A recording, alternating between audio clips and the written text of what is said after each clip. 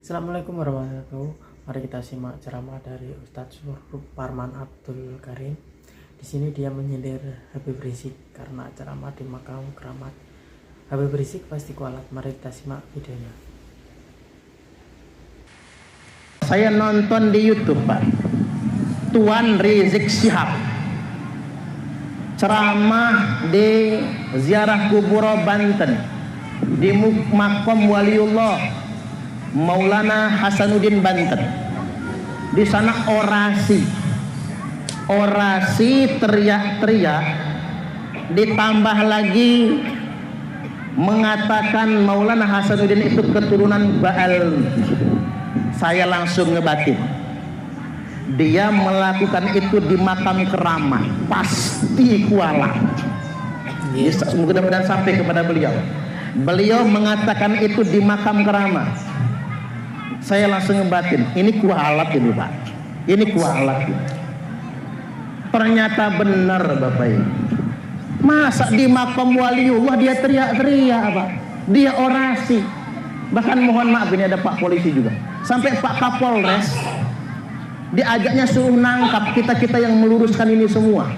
Sampai segitunya. Saya sampaikan kepada teman-teman, sudah, kata saya, nggak usah ribut. Ini negara hukum. Kita nggak boleh tempur yang nggak benar itu. Pokoknya yakin saja. Karena dia sudah orasi di sana, pasti kualat. Benar, Bapak Ibu. Langsung Allah tunjukkan kualatnya. Apa diantaranya? Dia ngomong Sunan Gresik punya anak Sunan Ampel. Ini kan stres, Pak. Dapat ilmu dari mana dia? Sunan Gresik punya anak Sunan Ampel. Ditambah lagi begini, Sunan Gunung Jati Syarif Hidayatullah nikah sama Nyimas atau Nyai Rara Santang. Nyai Rara Santang itu bukan bininya Sunan Gunung Jati, itu ibunya. Masa anak kawin sama emaknya? Ini kan su'ul adab ini, Pak. Ini sudah su'ul adab ini. Allah langsung tampakkan kualatnya. Nggak usah nunggu lama. Gara-gara dia orasi di Kesultanan Banten, di makam Maulana Hasanuddin, langsung Allah tunjukkan kualatnya. Sudah sedemikian rupa. Coba kita, dan dia mengklaim Sunan Gunung Jati, Maulana Hasanuddin, Sunan Gunung Jati itu keturunan Ba'ali dari Yaman. Coba dengan, walaupun kita ini sekolah nggak tinggi-tinggi amat, Pak, ya, kita belum pernah ngedengar kalau Wali Songo itu dari Yaman. Gitu begini, nggak ada sejarahnya Wali Songo dari Yaman, nggak ada sejarahnya Wali Songo dari Ba'alwi. Kok dikatakan Maulana Hasanuddin putranya Sunan Gunung Jati itu dari Yaman? Begini, Bapak Ibu, Nyai Rara Santang ketika masuk Islam diperintahkan oleh gurunya untuk berangkat haji ke Mekah Al-Mukarramah bersama kakaknya Pangeran Cakrabuana. Pangeran Cakrabuana dan Nyimas Rara Santang itu putra Prabu Siliwangi. Karena sudah masuk Islam diperintah untuk ke Mekah naik haji. Mungkin di Mekah kan orang dulu bukan cuma naik haji, langsung mesantren di sana, langsung belajar di Mekah. Belajar di Mekah, lalu menikah dengan Syarif Abdullah Al-Hashimi. Ini suaminya Nyimas Rara Santang. Nah, Syarif Abdullah Al-Hashimi kemudian diangkat menjadi Sultan Mesir. Dia memimpin Mesir dan Palestina, lalu diberi gelar Sultan Maulana Mahmud Al-Hashimi. Nyai Rara Santang kemudian dikasih gelar Syarifah Mudain. Jadi Nyai Rara Santang berubah namanya Syarifah Mudain. Lalu menetap di Mesir. Lalu punya anak, nama anaknya Syarif Hidayatullah. Jadi bapaknya Sunan Gunung Jati itu Syarif Abdullah Al-Hashimi, Sultan Mesir. Siapa itu? Itu putune Kanjeng Nabi. Jadi yang benar-benar anak putu Kanjeng Nabi itu Wali Songo, Bapak Ibu, bukan Ba'alwi.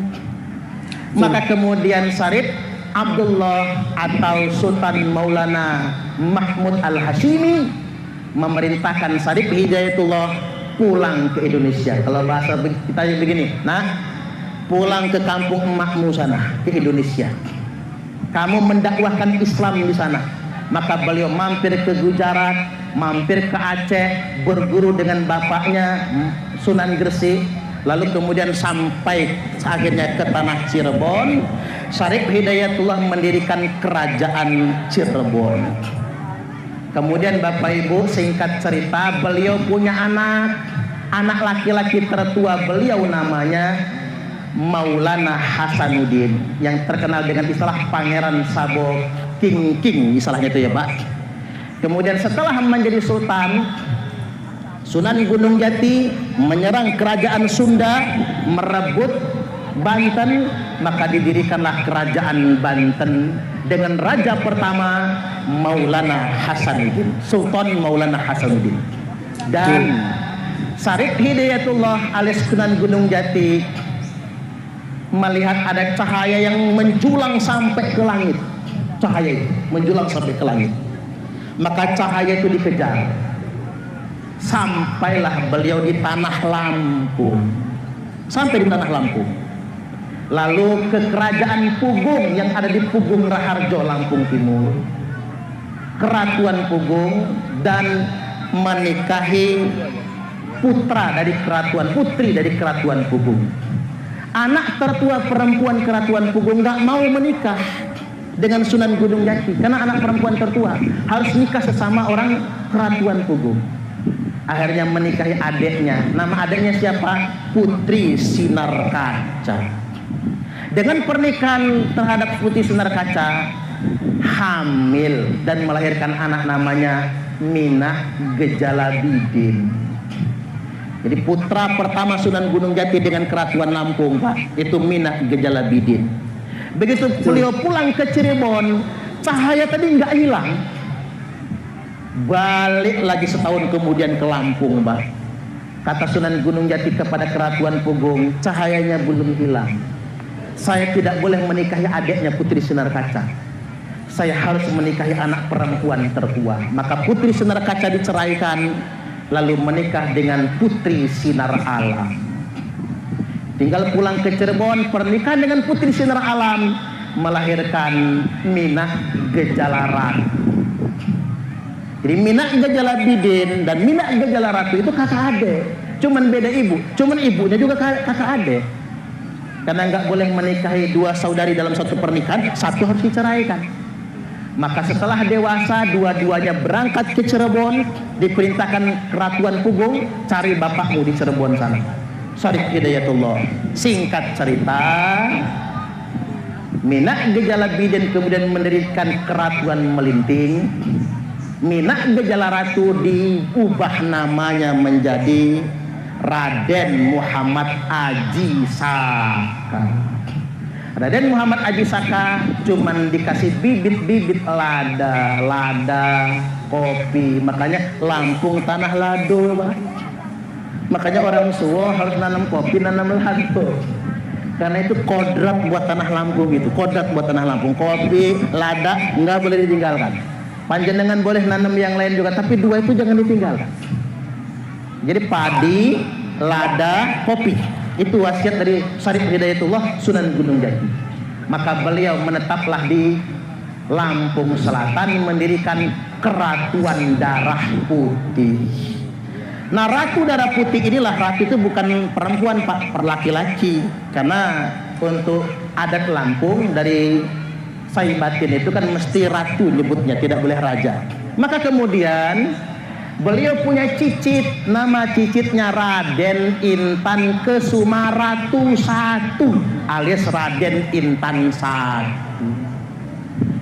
Cicit-cicitnya inilah yang perang melawan VOC, perang melawan Belanda. Raden Intan I punya putra namanya Raden Imba Kesumaratu II, dan punya adik Dalom Kesumaratu. Raden Imba Kesumaratu II perang sampai Tanggamus, sampai Semaka perang itu, Pak, lawan VOC. Panglima tempurnya dari Banten. Makanya Lampung sama Banten pasti temenan, nggak bisa enggak, pasti temenan. Karena ngapa? Kakaknya Raden Muhammad Aji Saka, Maulana Hasanuddin, ngirim orang-orang sakti dari Banten, Pak, untuk membantu Raden Muhammad Aji Saka, untuk membantu Raden Intan perang di Lampung ini. Maka selalu begitu. Makanya kalau terjadi perang pasti Lampung itu sama Banten, karena kodrat sejarahnya sedemikian rupa. Maka Raden Imba Kesumaratu II ditangkap VOC, dipenjara di Batavia, diasingkan di Timor Belanda, lalu kemudian dibunuh sampai sedemikian rupa. Yang selamat cuman istrinya karena hamil. Siapa yang dikandung? Yang dikandung oleh istri Raden Imba Kesumaratu II adalah Raden Intan II atau Raden Intan Kesumaratu II. Inilah pahlawan nasional asal Lampung yang perang melawan VOC. Ketika Belanda membawa orang-orang Yaman, termasuk Mufti Yaman Habib Usman bin Yahya, nyuruh kita ini tunduk sama Belanda. Apa kata Raden Intan II? Iris dulu tangan, kau darahmu putih, kamu pantas ngaku cucu Nabi. Tapi kalau masih merah, nggak perlu membangga-banggakan kamu cucu Nabi. Kalau untuk tunduk kepada Belanda sang penjajah, segitunya Bapak Ibu. Sampai kemudian beliau gugur di medan tempur di usia kalau nggak salah 22 tahun. Masih muda beliau Pak Raden Intan II. Makanya nggak punya anak.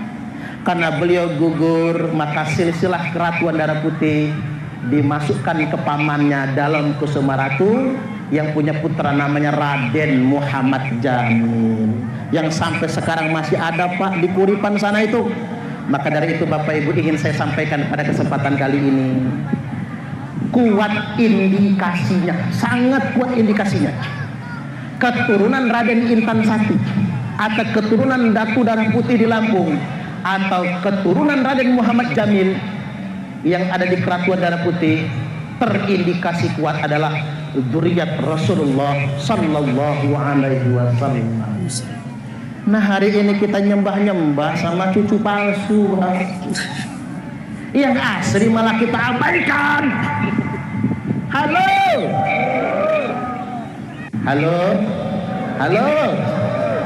Mengapa ini penting untuk saya sampaikan? Hari ini di Indonesia Raya tercinta, ada orang yang ngaku-ngaku anak cucu Nabi.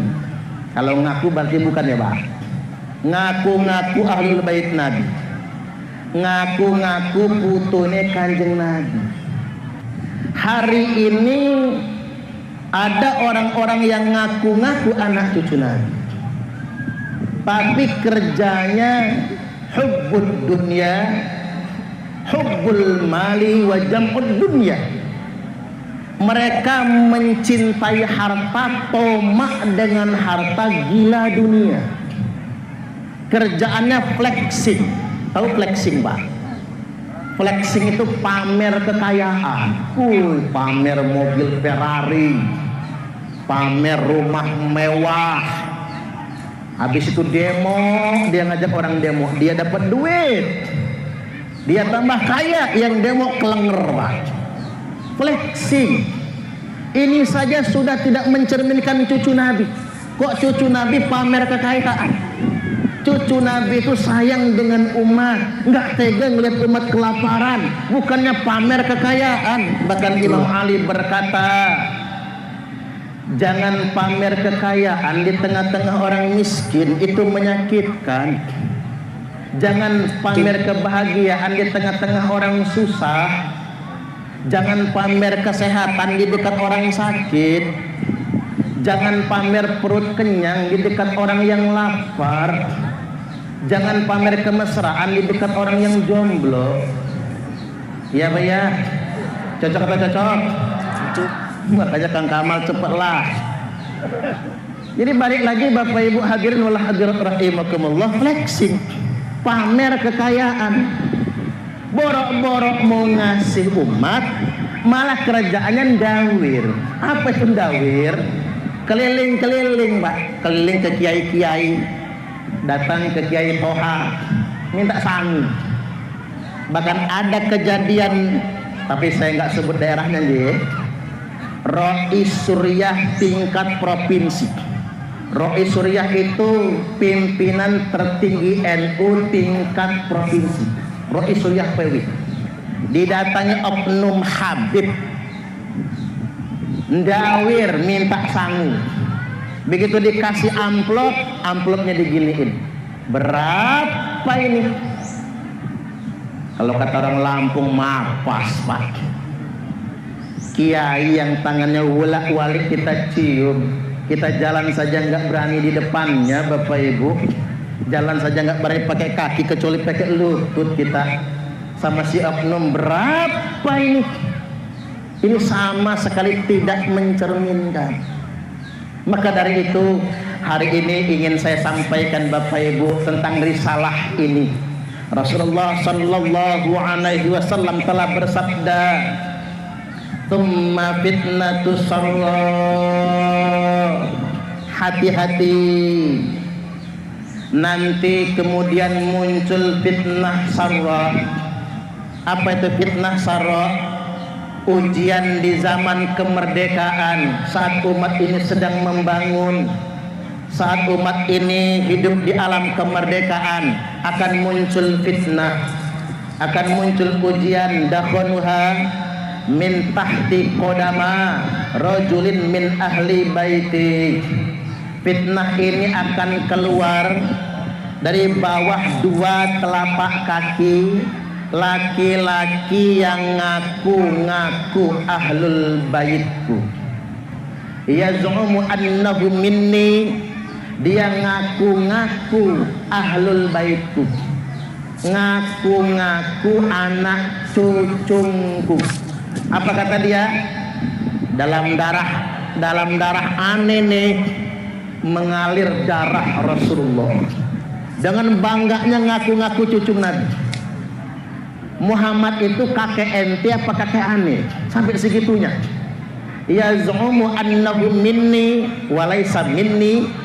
Dia ngaku-ngaku anak cucuku padahal dia bukan anak cucuku.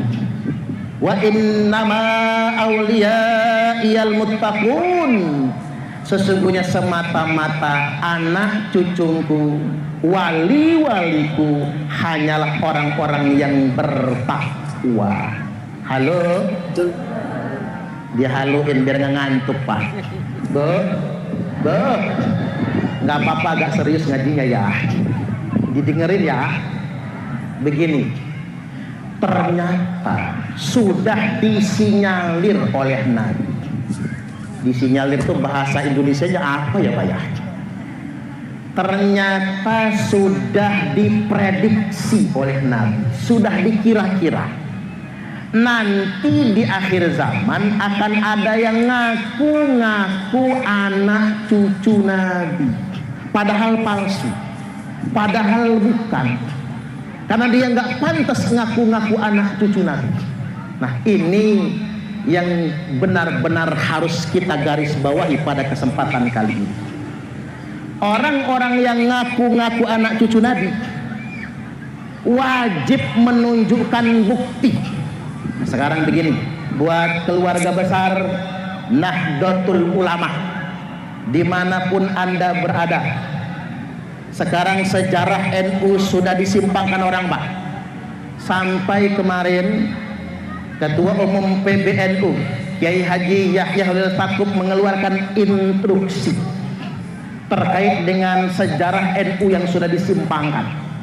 Ternyata ngapura bukan cuma sejarah NU, Ansor juga. Ada oknum yang mengatakan Ansor itu didirikan oleh Habib dan Habibah. Padahal Bapak Ibu, mungkin kan waktu Ansor pertama kali didirikan, wakil ketuanya bernama Abdullah Ubaid. Gara-gara wakil ketua Ansor pertama namanya Abdullah Ubaid, akhirnya dituduh Ansor didirikan oleh Habib Habibah. Ini sejarah sudah disimpangkan. Maka dari itu Bapak Ibu, beranjak dari berbagai macam penyimpangan sejarah Nahdlatul Ulama, sejarah Ansor, bahkan sejarah bangsa Indonesia. Jenderal Sudirman dihabibkan, Imam Bonjol dihabibkan, dan lain sebagainya. Maka kita sampai kepada satu kesimpulan, orang-orang yang ngaku anak cucu Nabi ini bukan anak cucu Nabi. Mereka cuma ngaku-ngaku. Mulai hari ini siapapun yang ngaku-ngaku anak cucu Nabi wajib kita pertanyakan, wajib kita teliti. Alasannya apa? Al-Hafiz Ibnu Hajar Al-Haytami, seorang ulama besar dari kalangan mazhab Syafi'i, berkata, yang bagi likulli ahadin ayyakuna lahu ghiratun fi hadan nasabi syarif wa dhabatahu hatta la yantasiba ilaihi sallallahu alaihi wasallam ahadun illa bihaqqin. Niscaya sudah seharusnya bagi setiap orang, panjenengan termasuk saya, cemburu, ada sensitivitas terhadap keturunan nasab mulia Rasulullah sallallahu alaihi wasallam. Wa dhabatahu, dan ingat, apabila ada yang ngaku-ngaku wajib diteliti oleh ulama, hatta la yantasiba ilaihi sallallahu alaihi wasallam ahadun illa bihaqqin, sampai tidak ada lagi yang berani ngaku-ngaku cucu Nabi kecuali dengan alasan yang benar. Nah, di sini Ustadz Suparman Al-Karim menjelaskan bahwa banyak habib-habib yang mengaku cucu Nabi, bahkan mereka sampai meminta sumbangan ke warga-warga karena mereka patut dihormati. Terima kasih. Wassalamualaikum warahmatullahi wabarakatuh.